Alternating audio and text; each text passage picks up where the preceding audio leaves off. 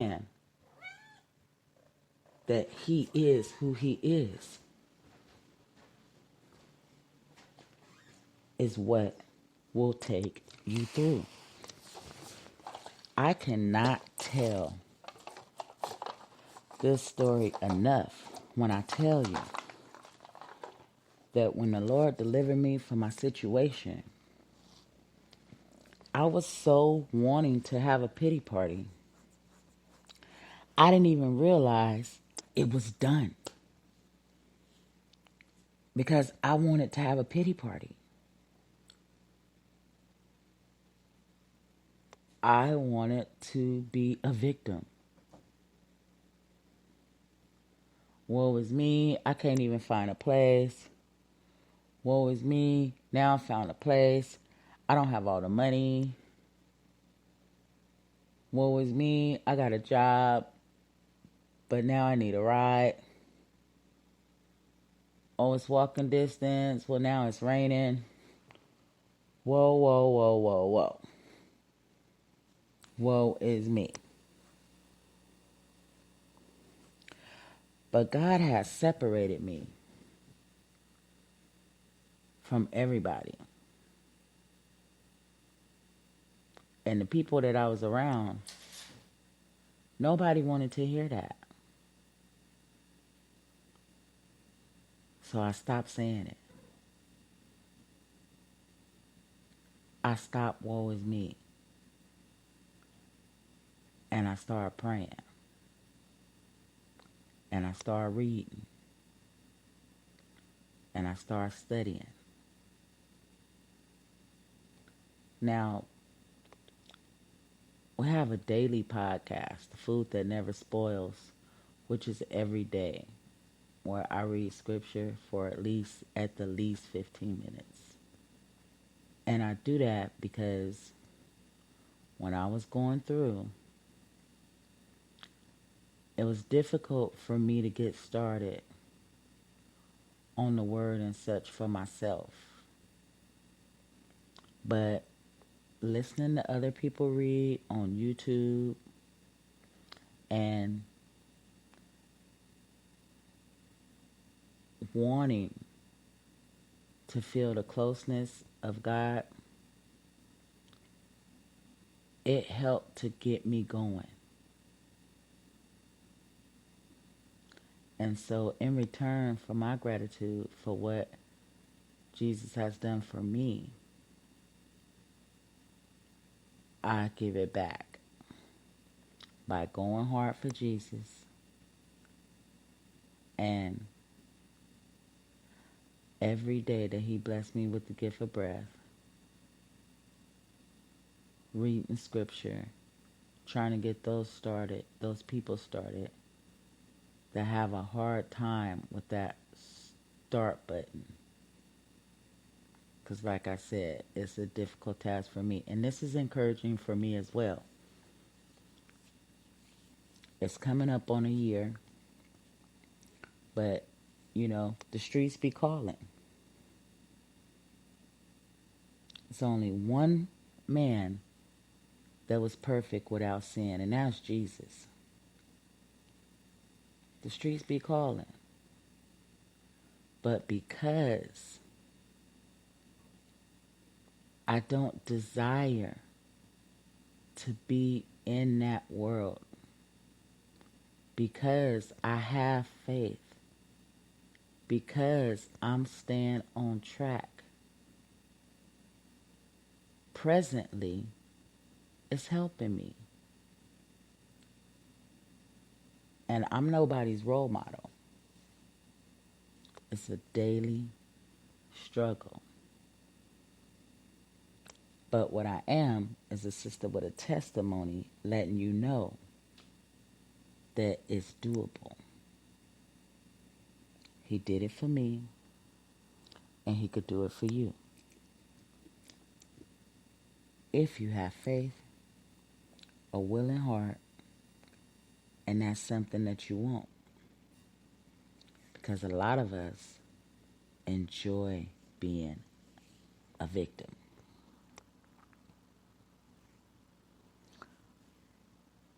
Do not allow past fears to control your present life. When there is nothing we can do to correct the past, we must trust it to God's future care. Isaiah chapter 43, verses 18 through 19 tells us, "Forget the former things. Do not dwell on the past. See, I am doing a new thing. Now it springs up. Do you not perceive it?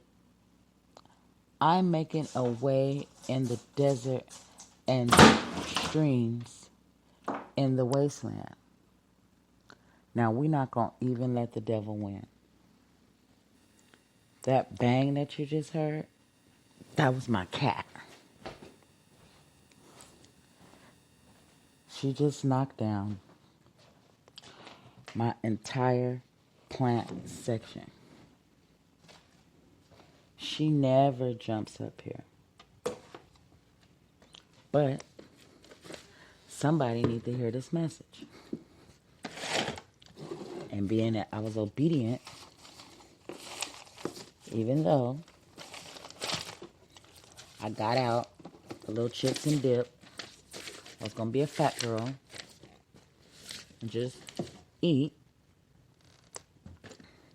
I felt like I know the calling. And when I can't sleep, it's time to pray. And now, my bed is covered with mud. Now that right there would stress me out.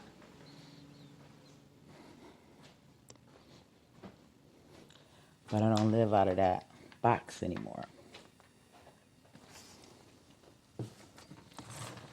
I'm blessed to even have a bed to call my own, to tell the truth. Because when I left the wilderness, I had to start from scratch.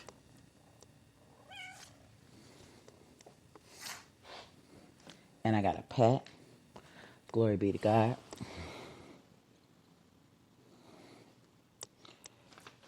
I needed to start from scratch. Now, keep in mind, in order for God to mend what's broken, you're going to have to be willing to truly let go. You can't designate what direction the plane is flying in. That's also a difficult task. It's called trust and faith. You can't decide that you gave yourself to the Lord and you want to clean up some things in your life. And this is how He's going to do it. You have to be willing to put those blinders on and have faith and kind of enjoy the ride.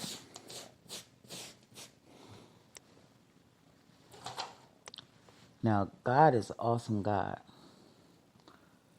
So if you're able to truly focus enough to put that in, as far as the blinders, He'll show you some things that you never would have imagined. It's truly incredible. Because He has more worth in you than you have for yourself. And wanting to be in control all the time, That's not a healthy spirit. I learned that. I'm only sharing what I know. That's a demonic spirit. That's what we call the I syndrome. And if you don't know about God, He doesn't share His throne with anyone. Nobody. So, you got to leave that I alone. The only I that you should be thinking about right now, the sound that you hear is me not letting any spirit win when I know I got a message, because I'm a humble servant. Is I need help. That's the only I you should be worried about right now. Is I need help. God, I can't do it alone. I need a new direction in my life. I need to feel better than I'm feeling about myself right now. Those type of eyes, He could get with. But I'm doing this, I'm doing that, no. Because right now what you're doing is losing. You're fighting a losing battle.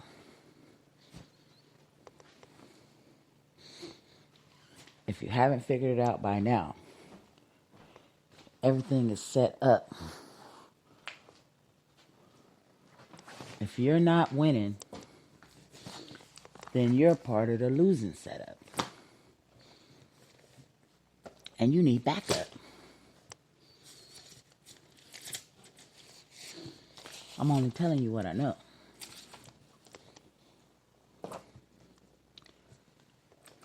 I wasn't winning.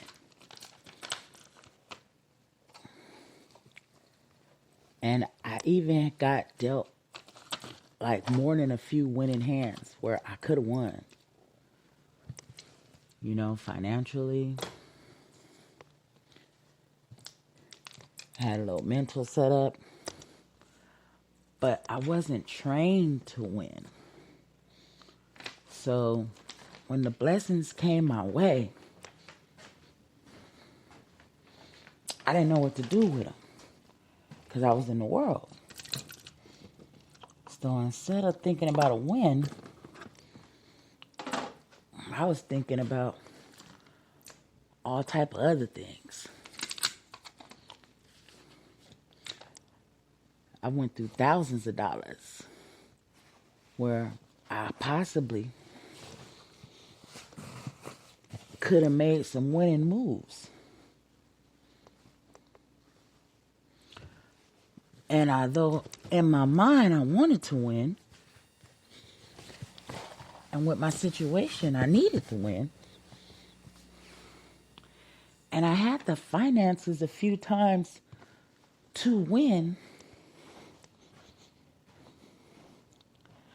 I was in the world. I had the wrong mentality, the wrong thought of what winning was. So I did stupid things, moving towards a win. But I didn't. And then when we make silly moves, it can take you further back. Because now you got regret, depression, and depending on who you done told your business to, you got friends and family beating you up about how stupid of a move you made. And that usually take effect when you're by yourself.